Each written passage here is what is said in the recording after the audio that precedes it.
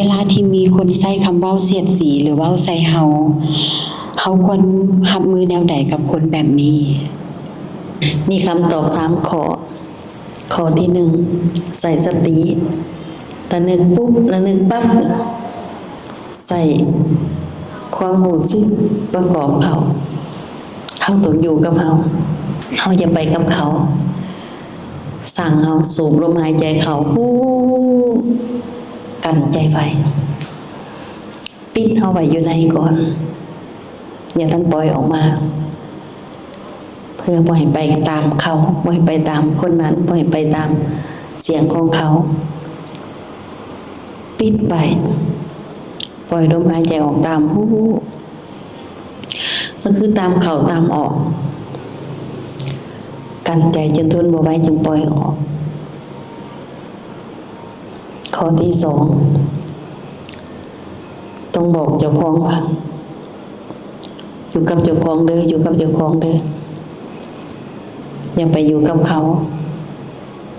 อย่าไปตามเขามาหลอกเขามาบอกให้เขาไปตายเขาบ่ดีเขาจึงมีเสียงแบบนี้เขาบ่ดีเขาจึงตีสินินทาเขาบ่ดีเขาจึงหาว่าเฮาถ้าเขาดีเขาบ่หาว่าเฮาดอกเรื่องนี้บ่เป็นเรื่องของเฮาเรื่องนี้เป็นเรื่องของเขาอย่าเอาเขามาอย่าออกไปหาเขา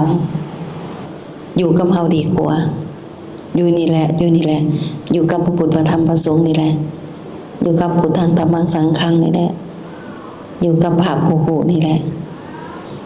ข้อที่3ต้องมากับเขาออกไป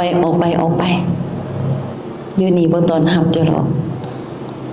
เสียงหยังก็เสียงเจ้าหรอกข่อยบ่ได้ดอกข่อยบ่ยินดีตอนรับข่อยบ่เอาเจ้าออกไปซะไปดุดไปพ้นซะอย่ามาจองกรรมจองเวรกันอยู่นี่ข่อยยินดีอภัยยกโทษอโหสิกรรมให้เจ้าเราเลยก็หายใจเข้าหูหายใจออกหูก็บอกไปข่อยช่วยเจ้าในเด้อข่อยบ่จองกรรมจองเวรกับเจ้าให้เจ้ารู้จักพ้นซะ